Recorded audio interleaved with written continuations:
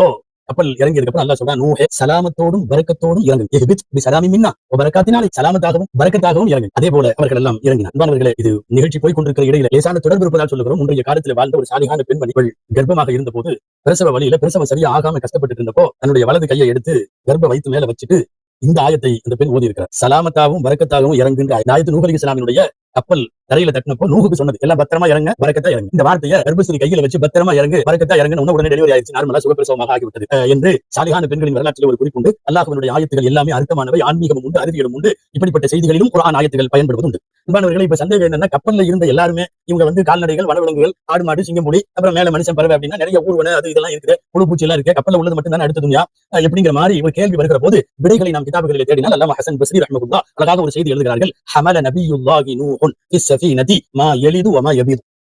நூஹ் அலைஹிஸ்ஸலாம் அல்லாஹ்வுடைய நபி அவர்கள் கப்பலிலே ஏற்றியது குட்டி போடுபவையும் முட்டையிடுபவையும் மா தலிது வ மா தபீது.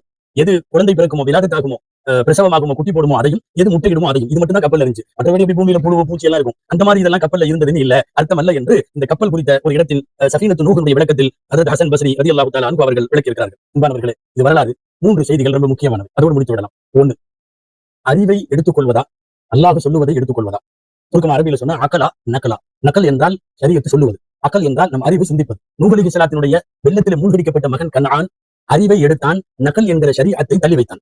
அந்த அறிவை எடுத்துக்கொண்டதன் விளைவுதான் என்ன வெள்ளம் வரும், உயரமான இடத்துல போயிட்டா நம்ம ஈஸியா தப்பிட போறோம். இது என்ன பெரிய வெள்ளம், சாவி இலா ஜபலின் யாஸிமுனி மினல் மா, ஏன்னா மலை உச்சியில போய் நின்றுக்குவேன், உங்க வெள்ளம் ஒண்ணும் செய்ய முடியாது. பொதுவா அறிவும் ஷரியத்தும் முரண்படுகிற போது ஷரியத்து மாத்திரம் தான் கையில் எடுக்க வேண்டும், அறிவை தள்ளி வைக்கணும். அறிவிற்கு பிரதானமான பகுதியை கொடுத்தவன் மூழ்கி போனான் என்பது நமக்கான ஒரு பாடம். 2வது பாடம், உலகத்தின் எல்லா உறவுகளை விட பெரிய உறவு ஈமானிய உறவு, ஈமானிய சொந்தம். சொந்த மகன் மூழ்கடிக்க போகிற நேரத்தில் இன்னஹு மின் அஹ்லி, அவன் என் குடும்பத்தை சார்ந்தவன், எனது மகன் என்கிறார்கள் நூஹ் அலைஹிஸ்ஸலாம். அல்லாஹ் சொல்லுகிறான், இன்னஹு லைஸ மின் அஹ்லிக், அவன் உன் குடும்பத்துக்காரன் அல்ல.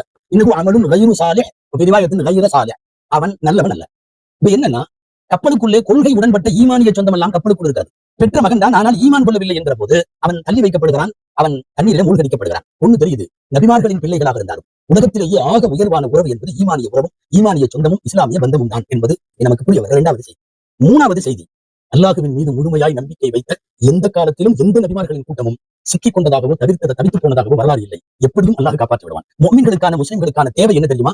தண்ணி வரும்னா வரும், கடல் பிளக்கும்னா பிளக்கும், பாறைக்குள்ள இருந்து ஒட்டகம் வரும்னா வரும், இந்த நம்பிக்கை மட்டும் வேண்டும். அடுப்பை பிளந்து கொண்டு ஊற்றெடுக்கிற தண்ணீர் உலகத்தையே மூழ்கடிக்கும் என்ற சொல்லுகிற போது அந்த செய்தியை முழுமையாய் நம்பிய முஸ்லிம்கள், அந்த இறை நம்பிக்கையுடைய முத்தவக்கிலீன்கள் தான் கப்பலிலே பாதுகாக்கப்பட்டார்கள். அல்லாஹ்வின் மீது நம்பிக்கை வேண்டும். துஆ செய்வோம். அல்லாஹ் ஜல்ல ஷானஹு தஆலா நபிமார்கள் நல்லோர்களின் வரலாறுகளில் இருந்து நாம் பாடங்களும் படிப்பினைகளும் பெற்று ஷரியத்தை சார்ந்தும் இறைவனை முழுமையாக நம்பி ஈமானிய சொந்தங்களோடு இணைந்து வாழ்வோம். அல்லாஹ் தௌஃபீக் செய்வானாக. ஆமீன். வ ஆகிரு தஅவானா அல்ஹம்துலில்லாஹி ரப்பில் ஆலமீன். அஸ்ஸலாமு அலைக்கும் வரஹ்மத்துல்லாஹி வ பரகாத்துஹு.